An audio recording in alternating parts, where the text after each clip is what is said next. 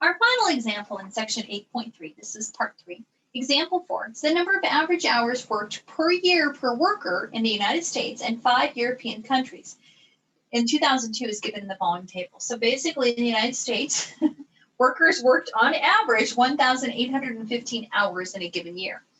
Workers in France worked 1,545 hours in a given year.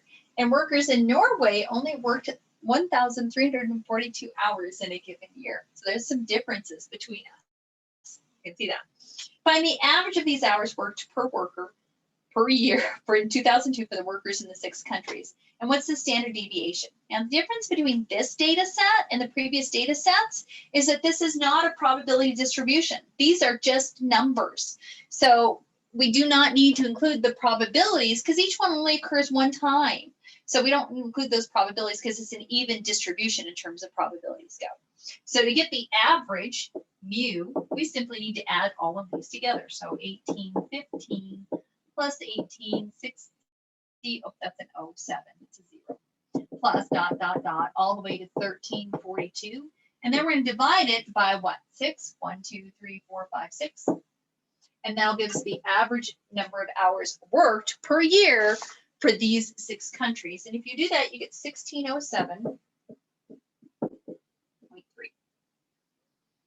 To get to the standard deviation, we have to go figure out the variance first. So we're going to build a table again using these numbers. But this time, we're going to leave off the probability altogether. So we're going to have our x. It's going to be the hours worked. So 1815, 1807,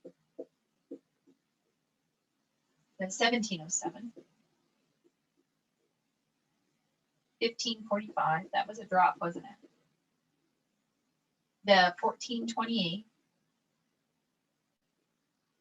and finally Norway at 1342. Can you see that okay? Yeah. Okay, and then what we're going to do is take each one of these numbers minus the mean. So we're going to take x minus mu, and then we're going to square it. So we're going to take 1815 minus the 1607.3 and square it. And you'll do that all the way down. So 815 minus 1607.3 and then squared comes out to be, and these are going to be some fairly large numbers because this difference here is 200. So in 200 squared would be 40,000. So this is 43139.29. And you're going to do that all the way down. So just to show you the difference between having a probability distribution and not. So what I'm going to do is write them in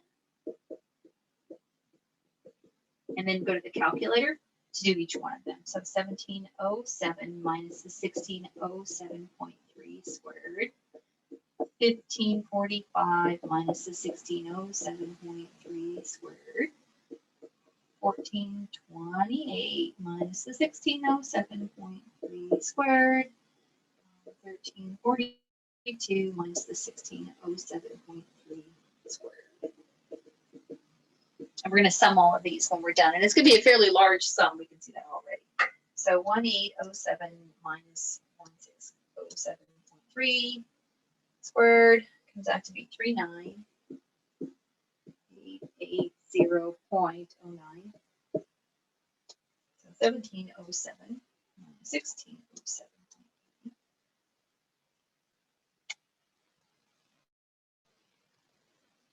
Comes out to be 9940.09. And we're expecting that one to be smaller because it's a lot closer to the middle. Double checking.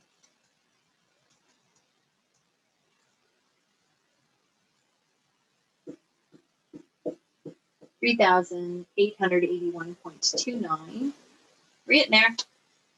28 and 16.3 squared. 3218. What? 32148. 0.49. And then finally the last one.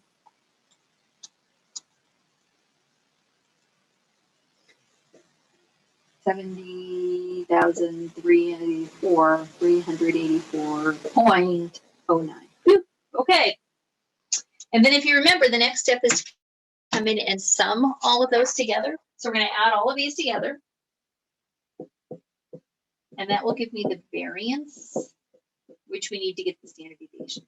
So we found the sum to be, wow, I must have a wrong number somewhere.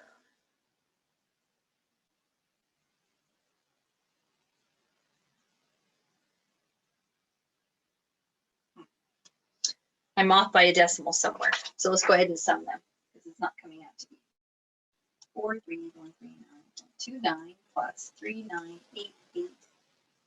Helps if you turn your calculator on. So 43139.29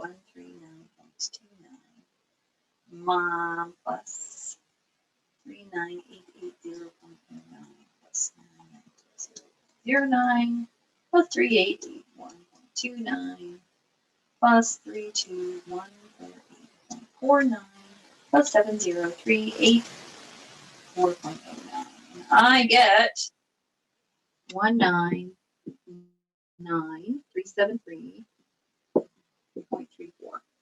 So 199,373.34. And then we'll take the standard deviation. To find the standard deviation, take the square root.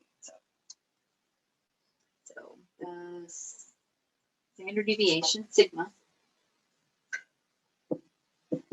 is the square root of that number, which is equal to 446.51, which is a huge standard deviation. And the reason it's a huge standard deviation is because we can see how spread out this data is. So the middle at 1607 is sitting in here somewhere, and we're clear up here at 1800. So we're several measures out from it. So you can definitely see that the data is fairly spread out. So this example, again, just illustrates how you find the mean, the variance, and the standard deviation. You don't have a probability distribution when you just have the numbers themselves. So